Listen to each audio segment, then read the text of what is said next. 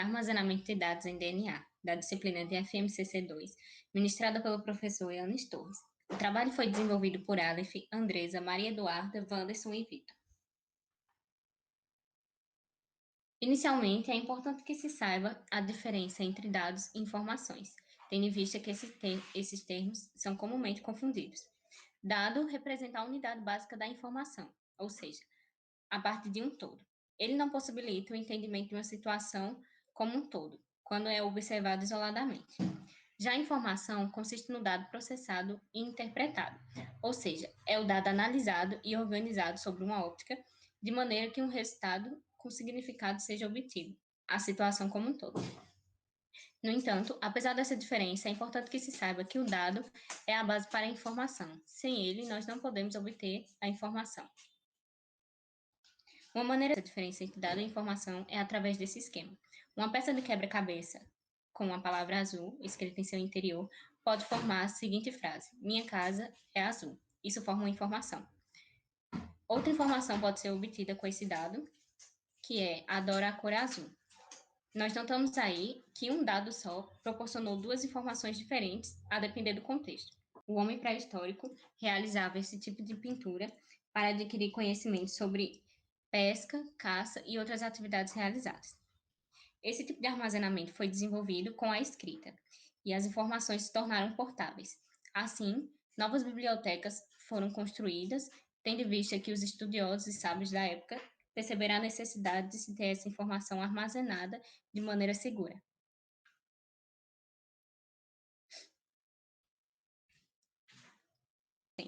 Ambos armazenam informações, e aqui nós podemos notar que houve uma evolução desse tipo de armazenamento. No entanto, até hoje as bibliotecas são utilizadas.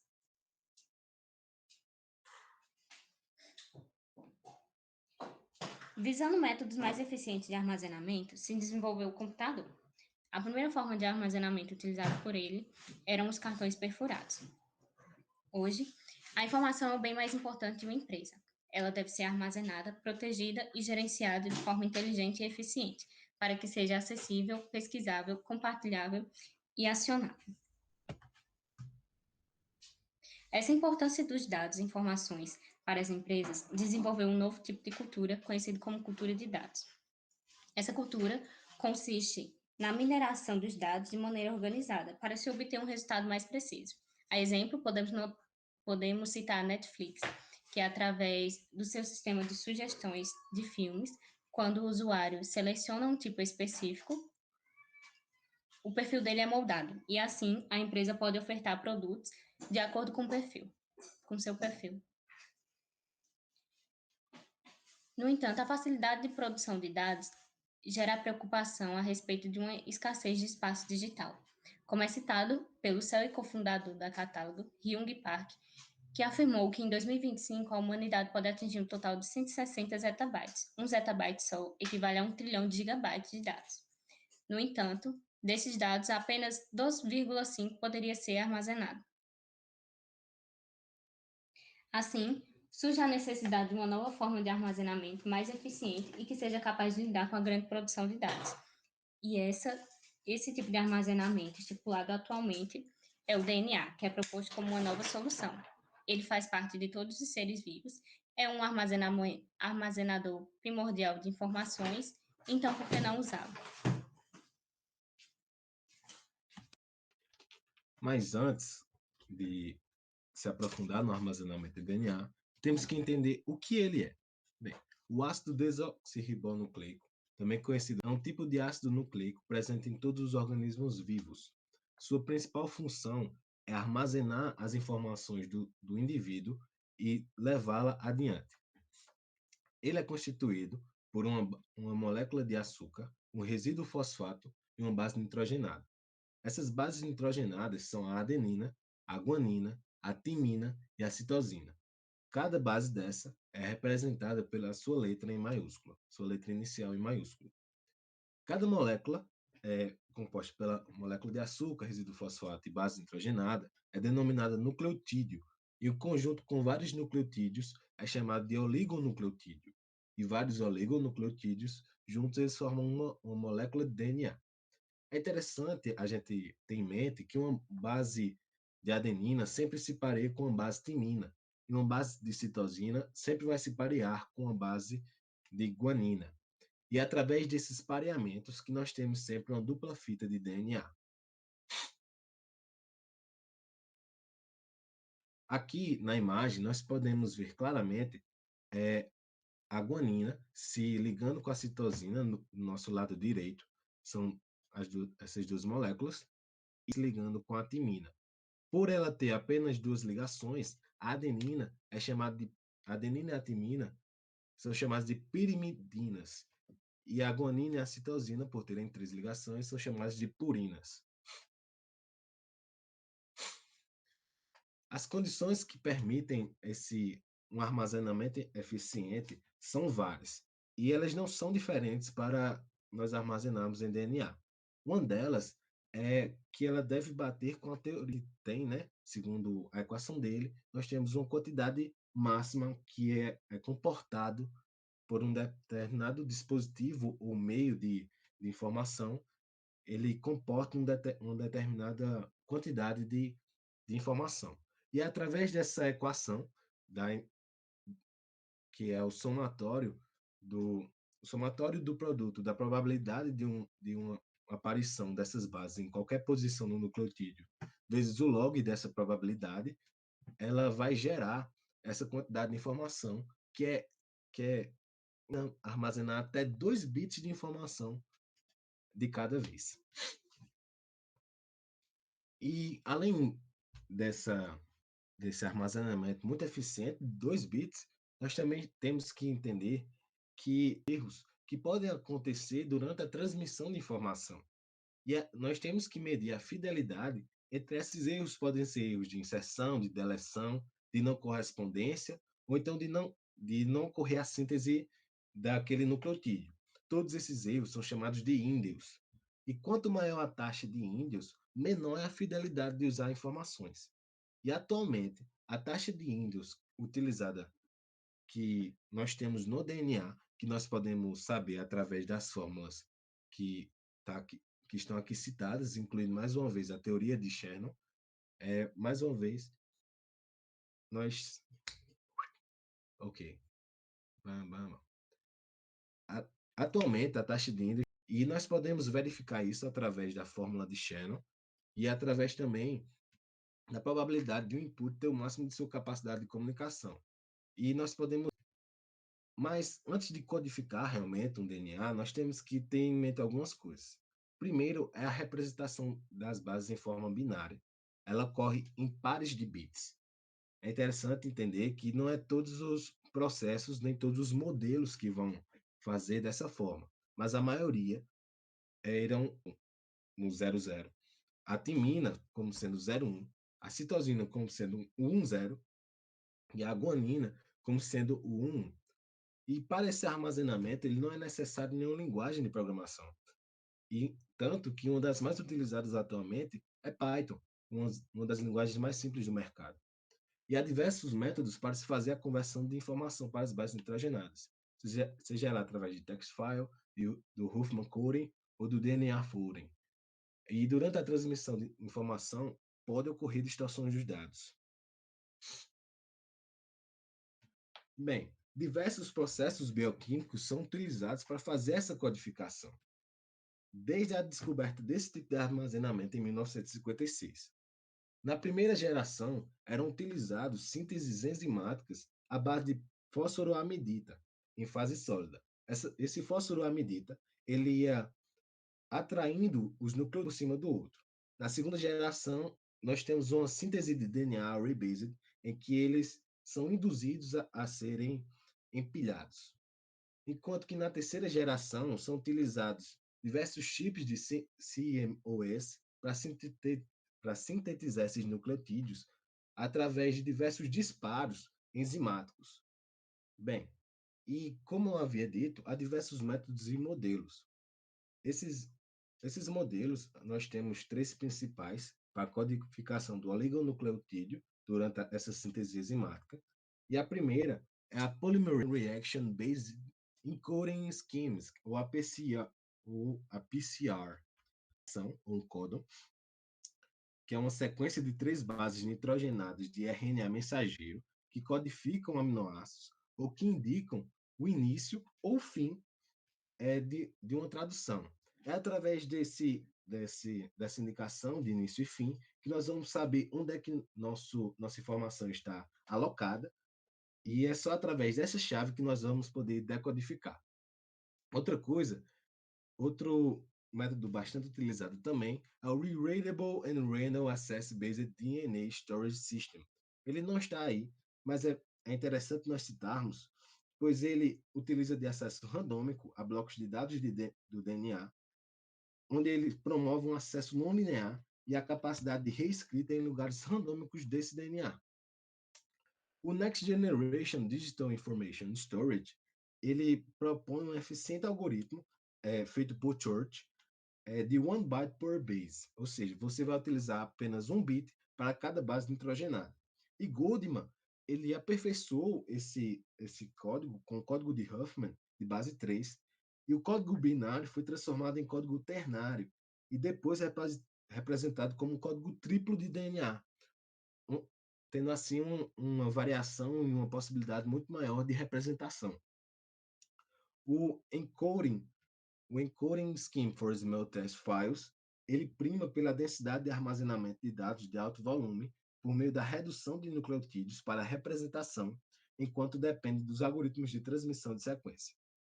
Os códigos utilizados para codificação também são o Huffman Coding, que ele usa o princípio da variação do tamanho de símbolos para representar um caractere, o Decoma Code, que é uma única base, que é a guanina, ela é considerada uma vírgula, e separados por essa vírgula, e a partir dessa vírgula que nós vamos identificar o nosso DNA, nossos dados no DNA.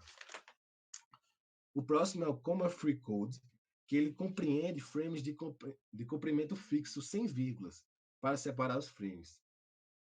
E por isso ele usa um mecanismo de detecção automática desse frame. Esse frame, ele pode variar esse comprimento conforme a sua necessidade. E o The Perfect Genetic Code, ele usa da variação do comprimento dos códons através do emprego dos aminoácidos mais frequentes. Ou seja, os aminoácidos que forem mais frequentes serão aqueles símbolos que são mais frequentes nos dados que você inseriu no DNA. Enquanto que os aminoácidos mais raros, eles representarão os símbolos dos dados que não aparecem com frequência durante a transcrição dos dados.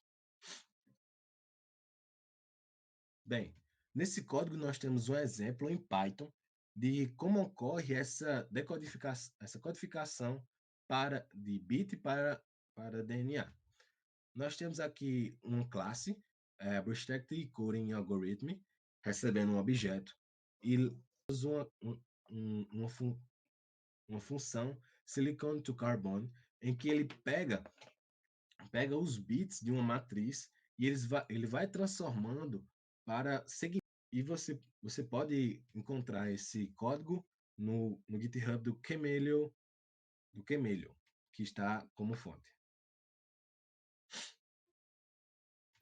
Falar agora um pouco das vantagens de DNA e desvantagens. Durabilidade. O DNA dura muito, possuindo uma meia-vida líquida do DNA. Outro exemplo é o DNA de fósseis com milhares de anos, que são expostos a diversos fatores ambientais. Outro aspecto do DNA é o seu tamanho físico, em que cerca de 1 grama seria capaz de armazenar 215 petabytes de dados. Deixando mais simples, são 215 milhões de gigabytes, diminuindo muito o espaço físico necessário para não seriam necessários, por exemplo, a construção de prédios, salas gigantes e grandes gastos com resfriamento, que, por exemplo, servidores precisam hoje em dia para manter a grande quantidade de dados, economizando matéria-prima, dinheiro e energia. E por último, podemos falar da cópia rápida, que pode ser feita. Imagine que laboratórios conseguem fazer cópias de DNA rapidamente em minutos. Então, imagine copiar 215 petabytes de dados em 2, 3 minutos. Muito diferente de quando formatamos um computador, em que, dependendo do tamanho do HD, a gente pode gastar até horas. As desvantagens, desafios, né? Perde-se muito DNA e matéria-prima para a produção de pouco. nós ainda não podemos gravar uma quantidade expressiva para os dias de hoje, denotando uma baixa eficiência, gastando muito para produzir pouco. O processo de leitura e escrita leva um dia para ser feito. E, por último, o preço, que vamos denotar como exemplo, pesquisadores da Universidade de Colômbia, em seu processo de gravação de dados em DNA, gastaram cerca de $7.000 para codificar e decodificar 2 megabytes de dados, e o processo automatizado da Microsoft, que especula-se ter gasto $800.000. Eu e Maria vai falar agora sobre algumas experiências que já foram realizadas em relação ao armazenamento em DNA. Vou começar citando aqui a Microsoft e a Universidade de Washington, que juntos eles formaram uma equipe e conseguiram codificar a palavra hello e armazenar essa palavrinha dentro de... conseguiram converter, né, essa palavrinha em moléculas de DNA, né, claro, sintético, e conseguiram armazenar. Além disso, né, além deles terem conseguido armazenar, eles conseguiram pegar o que eles armazenaram e converter de volta em dados digitais usando um sistema automatizado de ponta a ponta. Porém, o que que acontece? A Microsoft e a Universidade de Washington conseguiram fazer esse armazenamento.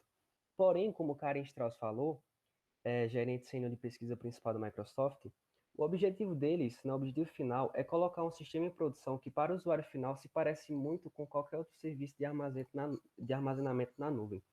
Porque o que que acontece?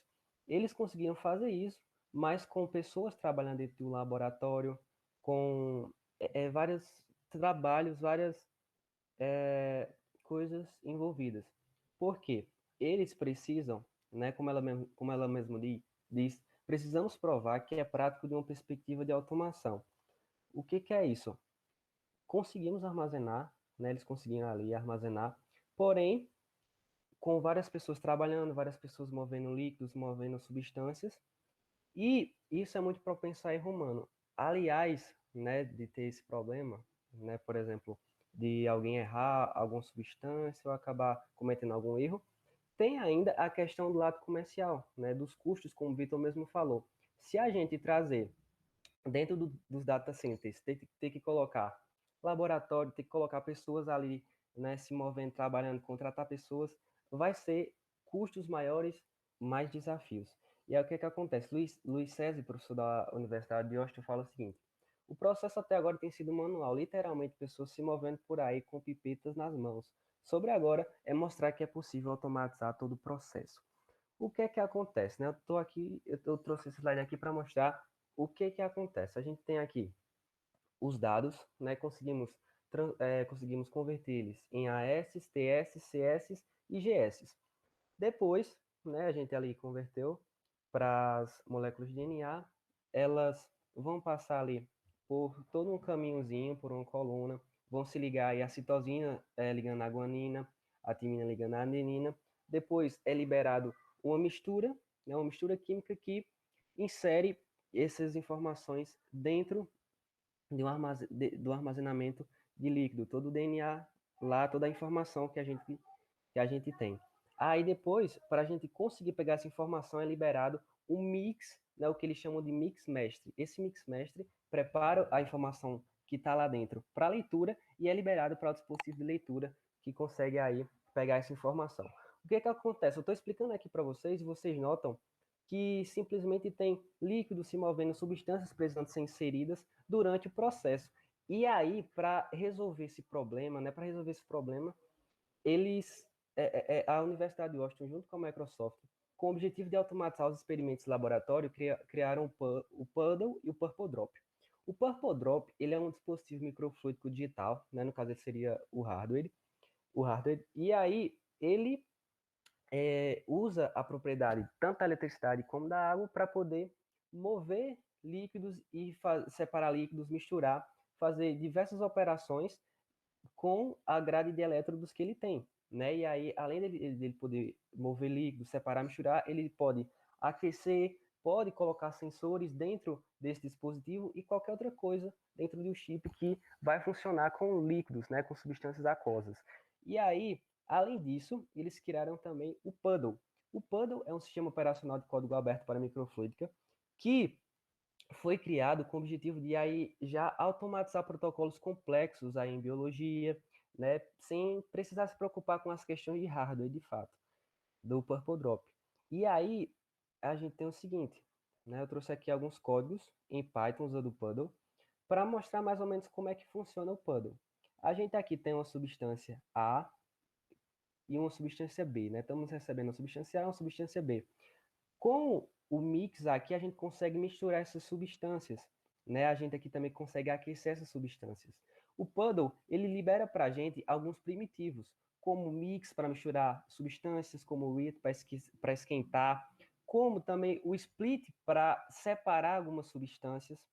Aqui também, por exemplo, tem mais um código em Python, ó, recebe duas substâncias, uma A, uma B, mistura elas, e aí enquanto o pH dessa substância que foi misturada for maior que 7, a gente pode esquentar, a gente pode, né, acidificar essa substância, e aí, com esses dispositivos que foram criados, a gente já pode começar a pensar em uma automação, né, em trazer isso para fora dos laboratórios, né, trazer algo mais automatizado.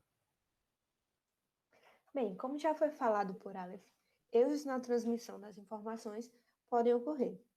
Porém, para evitar que essa situação ocorra, nós temos os códigos corretores de erros, ou SCCs, como também são chamados. Eles correspondem basicamente a um modo organizado de acrescentar algum dado adicional a cada informação que se queira transmitir ou armazenar, com o objetivo de detectar e corrigir possíveis erros encontrados. Além disso, esses códigos se fazem presente no nosso dia a dia mais do que a gente imagina, ao falar no telefone, ouvir música, assistir TV, etc. Os códigos BCH, eles formam uma importante classe de códigos cíclicos devido principalmente à simplicidade dos processos de codificação e decodificação. E eles também representam uma excelente generalização dos códigos de Hamming, permitindo a múltipla correção de erros.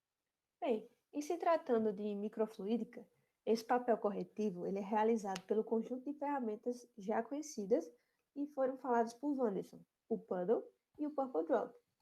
Aqui nós temos um vídeo mostrando a atuação do chip Purple Drop no rastreamento de gotas, a fim de que possam detectar eventuais erros. À direita do nosso vídeo, nós vemos um protótipo desse hardware. E esse protótipo fica localizado no Laboratório de Sistemas de Informação Molecular da Universidade de Washington. Pesquisas que foram realizadas nesse laboratório demonstraram que vídeos grandes, obras literárias, fotografias podem ser armazenadas com sucesso e ainda recuperadas, sem quaisquer perdas ou danos. No canto direito do nosso slide, vemos uma pequena quantidade de fitas de DNA, nas quais podem estar contidos mais de 10 terabytes de dados, o que reafirma para a gente o quanto essa tecnologia irá revolucionar a ciência de dados. A consulta dos dados gravados nas fitas de DNA, ela pode ser feita com as próprias moléculas, ou seja, sem que precise a conversão novamente para o formato digital. E como é que isso ocorre? Primeiro, as tiras de DNA são introduzidas na solução que contém uma consulta. Em seguida, nanopartículas magnéticas são anexadas nesse DNA consulta até que um ímã será usado para extrair as imagens semelhantes. E assim irá ocorrer a consulta das informações que vocês quiserem.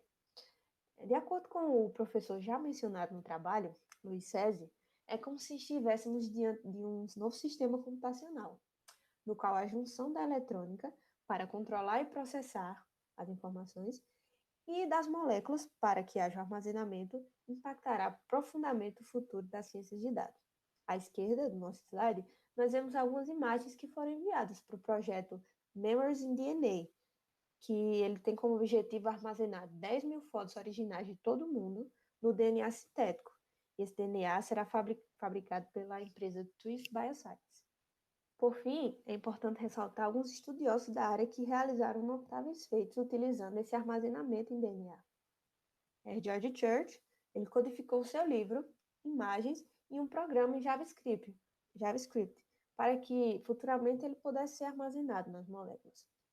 E também tivemos Nick Goldman e Evan Burney, que conseguiram armazenar 154 sonetos de Bardo, um clipe de 26 segundos do discurso de Martin Luther King, um PDF do artigo detalhando a estrutura do DNA, uma foto no formato JPEG e, claro, o código que converteu tudo isso em DNA. E, incrivelmente, tudo isso pôde ser sequenciado e reconstituído com 100% de precisão.